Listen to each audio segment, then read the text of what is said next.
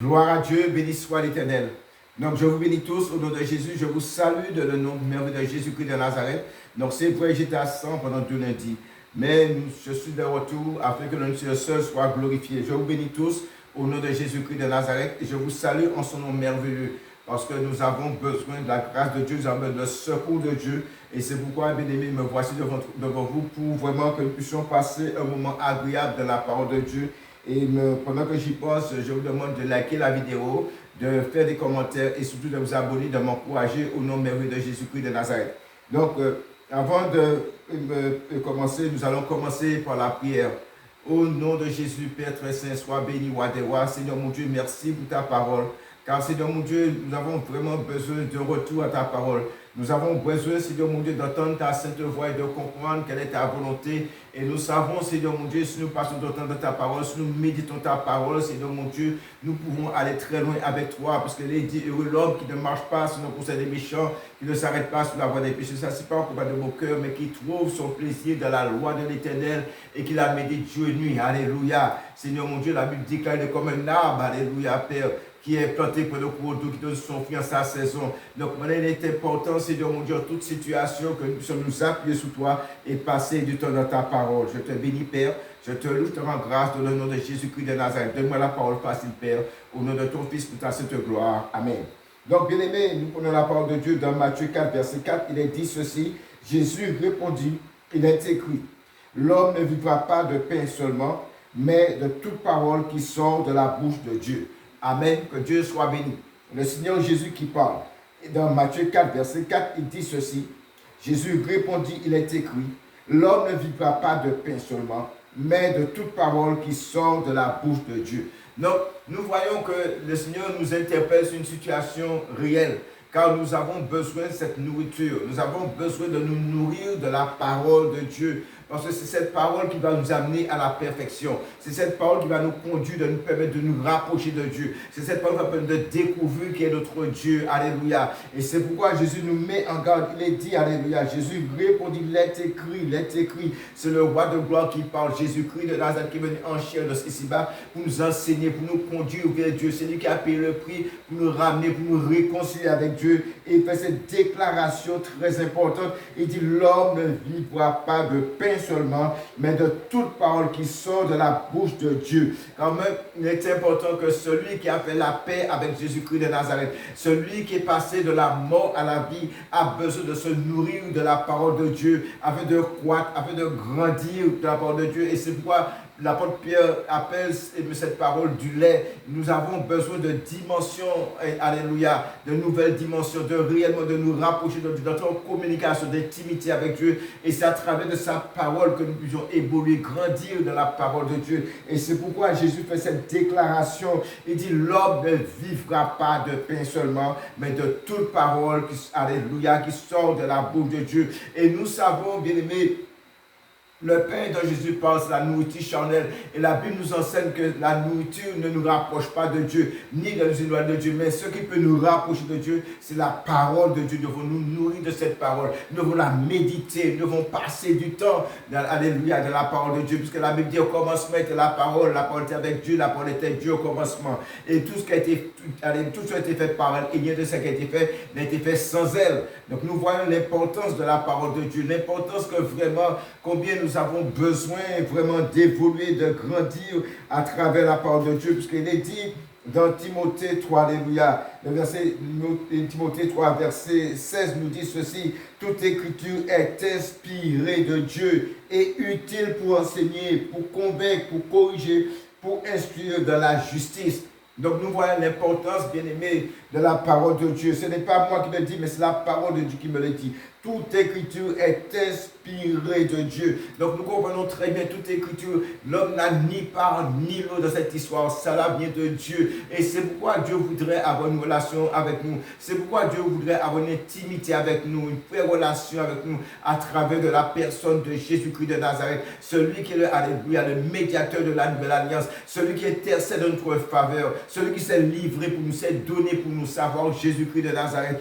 Il a tout fait et c'est le bon berger. Et il fait une déclaration encore, ce Seigneur de gloire. Il dit qu'il y a un seul troupeau et un seul berger. Alléluia. Combien il est important que nous soyons conscients de cette réalité. Il n'y a pas deux troupeaux, il n'y a pas deux bergers, il y a un seul berger, savoir Jésus-Christ. Il y a un seul troupeau, savoir le peuple de Dieu, ceux qui ont cru au nom de Jésus, ceux qui ont accepté Jésus comme Seigneur et Sauveur, afin qu'ils deviennent enfants de Dieu, afin qu'ils acceptent de se soumettre au Dieu Tout-Puissant. Alléluia. Et c'est pourquoi Jésus fait cette déclaration, il dit un seul troupeau, un seul berger. Et c'est pourquoi nous sommes tous frères et sœurs en Jésus-Christ de Nazareth. Et nous avons besoin de vivre réellement comme des frères et sœurs. Alléluia, à la gloire de Dieu le Père. Et il dit ceci, pour nous faire même prendre conscience, toute écriture est inspirée de Dieu. Donc l'homme n'a ni par cela ne vient pas de l'homme. Toute écriture est inspirée de Dieu et utile pour enseigner. L'enseignement nous convainc, pour enseigner, après dit pour convaincre. Lorsque nous avons reçu l'enseignement profond de la parole de Dieu, la réalité de la parole de Dieu, et nous savons que la parole de Dieu est esprit et vie. La parole de Dieu se manifeste. La parole de Dieu, elle est vivante, elle est efficace, elle est plus tranchée qu'une épée quelconque à double tranchant jusqu'à partager l'âme et l'esprit. Je tue et moi, la réalité, elle est là. Et c'est pour ça qu'il dit, tout l'esprit de Dieu est utile pour enseigner. Et une fois que nous avons reçu l'enseignement de Dieu, la profondeur de l'enseignement de Dieu, nous sommes convaincus. Et une fois nous sommes convaincus, nous sommes corrigés. C'est pour corriger. Nous avons besoin de délaisser les choses anciennes. Nous avons besoin d'un enseignement profond afin de ne pas faire du n'importe quoi, afin de vivre comme Dieu le veut, pas comme nous le voulons, mais comme Dieu le veut, afin que nous soyons, alléluia, approuvés par Dieu, afin que Dieu puisse vraiment nous accorder sa grâce. Alléluia. Et c'est pourquoi il est dit que, alléluia, lorsque nous faisons la volonté de Dieu, Dieu prend plaisir à cela. Et c'est pourquoi il dit que lorsque la voix de l'homme est agréable à Dieu,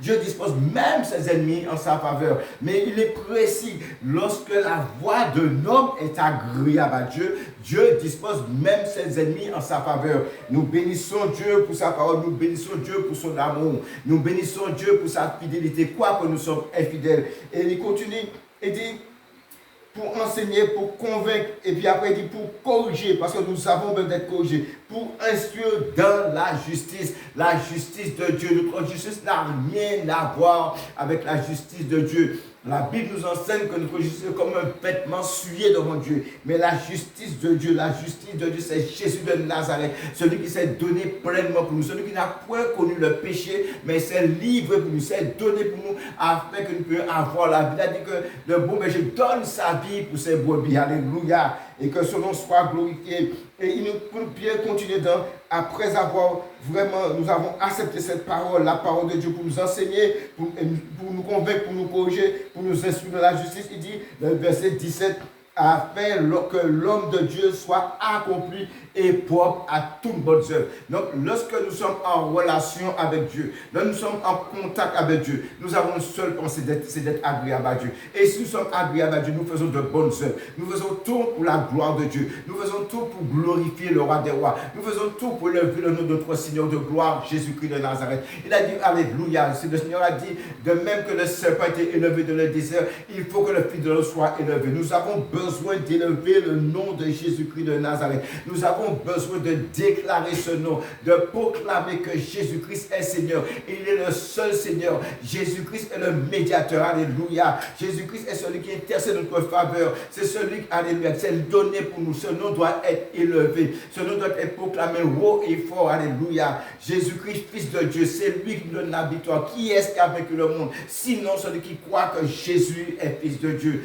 Voilà toute, alléluia, toute la beauté de Dieu, toute la grâce que Dieu veut nous faire. Dieu veut nous conduire dans un esprit, alléluia, de simplicité, de douceur, de tempérance, de maîtrise de soi. Dieu voudrait que nous puissions vraiment nous rapprocher de lui chaque jour, afin que vraiment il puisse se manifester. Nous avons besoin de voir la gloire de Dieu. La gloire de Dieu ne se trouve pas dans une religion, mais la gloire de Dieu, alléluia, oh Dieu des cieux, alléluia, se trouve en Jésus-Christ de Nazareth. Et Dieu a mis son esprit en nous afin de persévérer, de le chercher, alléluia. Et nous avons besoin de ces choses, bien-aimés, alléluia. Oh, que Dieu seul soit béni. Écoute, ça c'est merveilleux. Lorsqu'il dit toute écriture inspirée de Dieu est utile pour enseigner, pour corriger, pour, alléluia, pour convaincre, corriger, pour instruire dans la justice, afin que l'homme de Dieu soit accompli. Afin que l'homme de Dieu soit accompli et propre à toute bonne œuvre. Bien-aimé, Dieu nous attend. Dieu voudrait nous transformer. Dieu voudrait nous conduire à la perfection. Dieu voudrait que nous puissions prendre conscience que vraiment, que nous avons un avenir éternel, un héritage éternel, que vraiment le premier homme a fait le péché entrer dans le monde, puisque David fait cette déclaration. David dit, je suis né dans l'iniquité, ma mère m'a conçu dans le péché, mais toi, tu veux que la vérité soit au fond du cœur. Nous avons le Seigneur Jésus-Christ de la vérité des vérités. Faisons appel à lui.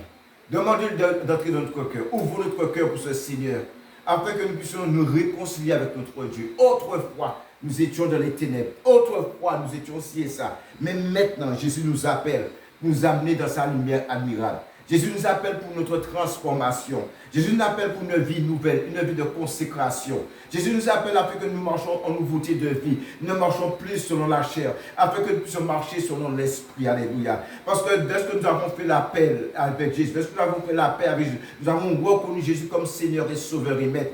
Alléluia. La Bible nous dit que nous entrons en nouveauté de vie. Nous recevons l'Esprit de Dieu. Alléluia. Et si nous avons l'Esprit de Dieu, nous sommes le temple de Dieu. Nous sommes l'habitation de Dieu. Et Dieu, dans son amour, voudrait nous conduire à la perfection. Dieu nous attend. Nous avons de nous préparer pour les noces de l'agneau. Et c'est pourquoi il est bon que nous puissions nous nourrir de la parole de Dieu. C'est cette parole qui va nous transformer. Cette parole va nous amener à la perfection. Puisque la Bible nous enseigne, bien aimé, dans Luc, le riche, le pauvre Lazare. Le riche mangeait chaque jour à sa faim, mais il mangeait des choses charnellement. Il était bien revêtu, mais il n'était pas revêtu spirituellement. Il n'avait pas la nourriture spirituelle. Mais Lazare, le pauvre Lazare, même léché, il est entré au ciel parce qu'il avait la nourriture de son âme. Son âme était bien nourrie, il était restauré. Il avait l'esprit ouvert. Alléluia. Et Dieu a permis cet homme puisse vivre de la gloire, de le sein d'Abraham. Alléluia. Bien-aimé, Dieu a fait une promesse à Abraham. Il a dit toutes les nations seront bénies en toi. Et la Bible nous enseigne, notre Seigneur de gloire, Jésus-Christ de Nazareth, s'est fait malédiction pour nous, afin de nous permettre d'entrer dans la promesse de bénédiction que Dieu avait faite à Abraham. Donc nous avons besoin, bien-aimés, de prendre conscience, de retourner à la parole de Dieu, afin de vivre pour la gloire de Dieu le Père, dans le nom merveilleux de notre Seigneur de gloire, qui est Jésus-Christ de Nazareth. Bien-aimés, nous avons un Dieu merveilleux. Nous avons un Dieu fidèle, quoique nous sommes infidèles.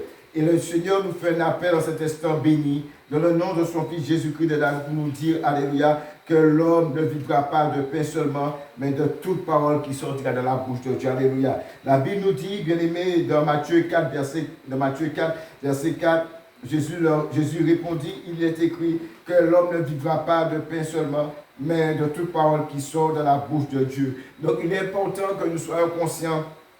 Il est important que nous puissions vraiment retourner à cette source, alléluia, vraiment dans ce fondement puissant, ce fondement glorieux qui est la parole de Dieu. Et la parole de Dieu, c'est quelque chose d'extraordinaire, puisque la parole de Dieu, elle a vraiment la vie, il y a la vie dans la parole de Dieu. La parole de Dieu restaure, elle renouvelle et elle enseigne des choses profondes. Elle nous conduit dans la pensée de Dieu. Elle nous conduit vraiment à faire la volonté de Dieu et à plaire à notre Seigneur. Et c'est la parole de Dieu qui va nous permettre de résister au diable aussi et nous soumettre à Dieu. Nous avons besoin, bien-aimés, aujourd'hui de prendre conscience que l'homme ne vivra pas de pain seulement, mais de toute parole qui sort de la bouche de Dieu. Donc, je vous bénis tous au nom de Jésus-Christ de Nazareth. Je vous demande de liker la vidéo, de vraiment vous abonner. Je vous demande aussi, bien aimé, de faire des commentaires, parce que tout c'est pour la gloire de Dieu, et que seul le nom du Seigneur soit béni et le Seigneur soit glorifié. Que la paix et la gloire de Dieu soient avec vous. Je vous bénis tous dans le nom de Jésus. Amen.